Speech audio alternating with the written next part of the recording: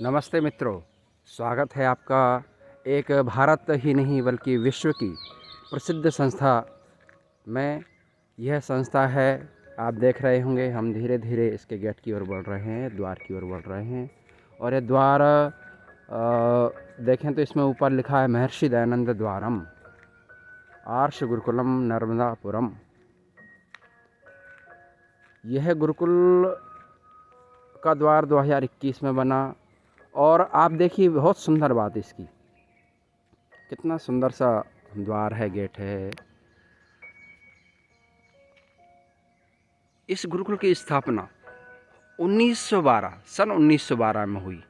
27 अप्रैल 1912 को इसकी स्थापना हुई। और हम इसका शताब्दी वर्ष भी मना चुके हैं और 111वां वर्ष इसका चल रहा है इस समय। और देखिए कितना सुंदर सा गेट है। ऊपर ओम का ध्वज लगा है, कृण्वन्तो विष्णुमार्यम का संदेश है। ऋतस्य धीतिरे विजनानि हन्ति, आर्ष गुरुकुल नर्मदापुरम होशंगाबाद। माता पिता आचार्य अतिथि पूजनीय देवता हैं। इसका सुंदर सा संदेश ये दे रहा है। और एक तरफ ओम शांति नमस्ते जी, ओम परमेश्वर देवों का देव है, वही उपासनीय है। और इस गेट के इस द्वार के आसपास आप देखिए कितनी सुंदर सी हरियाली है। आम के वृक्ष हैं, जामुन के भी हैं, और ये पीपल इत्यादि यहाँ बिल्कुल अत्यंत सघन हरियाली है। वृक्षारोपण गंभीरता से किया गया है, बहुत गंभीर वृक्षारोपण है। और इसके साथ ही बाईं तरफ लगा हुआ है योग ऋषि स्वामी सत्यपति परिव्राजक वैदिक ध्यान योग केंद्र, आर्ष गुरुकुलम नर्मदापुरम, मध्य प्रदेश, भारतम। वरम भवान प्रविशतु, तो ये योग साधना केंद्र है। और अब इस गेट के विषय में देखिए, आप इस द्वार को यदि देख पा रहे हैं तो द्वार में कितनी सुंदरता से क्या क्या लिखा हुआ है। नीचे से हम ऊपर से पढ़ना शुरू। ईश्वर सच्चिदानंद स्वरूप, निराकार, सर्वशक्तिमान, न्यायकारी, दयालु, अजन्मा, अनंत, निर्विकार, अनादि, अनुपम, सर्वधा, सर्वेश्वर, सर्वव्यापक, सर्वांतर्यामी, अजर, अमर, अभय, नित्य, पवित्र और सृष्टि करता है, उसी की उपासना करनी चाहिए। ठीक है। और इसके साथ ही मध्य में आप देखेंगे आर्ष गुरुकुल महाविद्यालय, ओम नर्मदापुरम होशंगाबाद। तो ये मैं आपको परिचित करवा रहा था भारत की एक विशेष संस्था से। और इस संस्था चारों तरफ हरियाली से परिपूर्ण, जिस हरियाली को, जिस एकांतवास को हम देखने के लिए तरस जाते हैं। और अब आप देखिए, इसका विहंगम दृश्य में दिखलाने की कोशिश कर रहा हूँ। ये सामने अनेक वृक्षों के साथ अब आपको यहाँ पर वृक्ष दिखेंगे। और इन वृक्षों में आगे जाके बरगद, पीपल, और बरगद पीपल की घनी छाँव के आगे गुरुकुल की यज्ञशाला है, यज्ञ वेदी, जहाँ पर प्रातःकाल सायंकाल हवन होता है। यहीं पर छात्र दुनिया में वैदिक यज्ञ पद्धति को सीखते हैं। और यहीं से यहाँ के स्वामी जी, जो स्वामी पूज्य ऋतस्पति जी परिव्राजक महोदय हैं, वो अभी मॉरिशस वेद प्रचार के लिए गए हुए हैं। और ये गुरुकुल का एक संक्षिप्त सा छोटा सा आपका परिचय मैं करवा रहा हूँ। और देखिए, यहाँ जो छात्रावास बना हुआ है, ये यहीं पास में ही प्रथम कक्ष है। ये कक्ष है स्वामी जी महाराज का, जो स्वामी सत्यनानंद कक्ष के नाम से कार्यालय है के पास में है।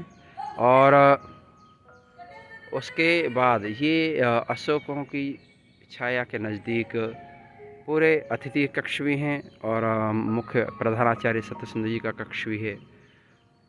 और यहाँ पर एक जो मध्य में कक्ष है, जो 2000 के आसपास 1993 से 1999 तक, जिसे एक विशेष नाम दिया गया था रेड फोर्ट, लाल किला, क्योंकि वो एकमात्र भवन हुआ करता था उस समय।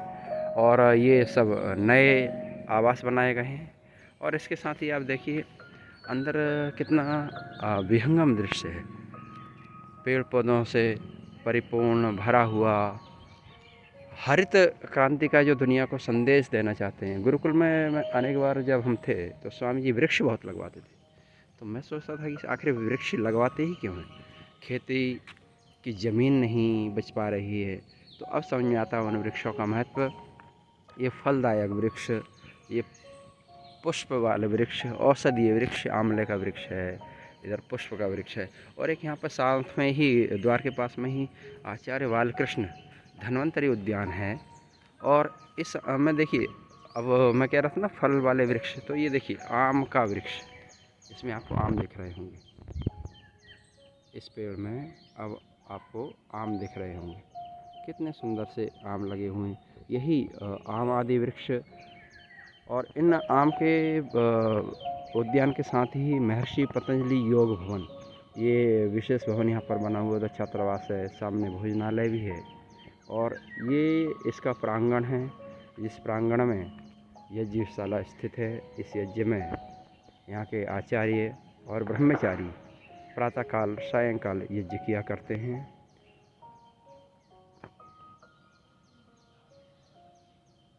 तो आइए हम एक नए वीडियो के साथ फिर मिलेंगे। डॉक्टर विक्रम देव के साथ आप देख रहे थे गुरुकुल होशंगाबाद।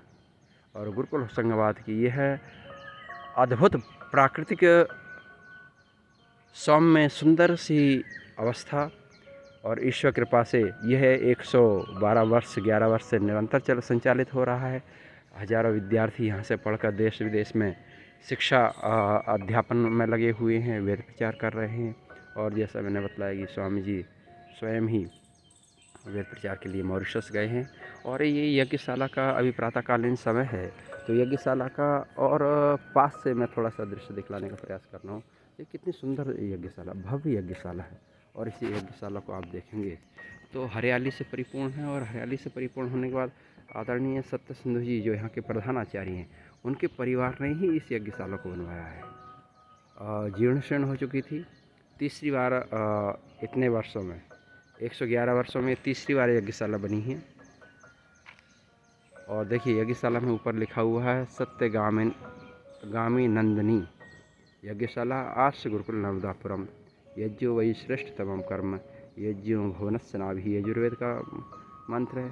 और इसके साथ ही यहाँ पर प्रातःकालीन हवन होने जा रहा है, तो मैं हवन में सम्मिलित होने जा रहा हूँ। मैं डॉक्टर विक्रम देव आप सभी का स्वागत करता हूँ और आग्रह करता हूँ, आएँ इस संस्था में अपना सहयोग करें और इस संस्था को और आगे बढ़ाने में पुण्य अर्जित करें।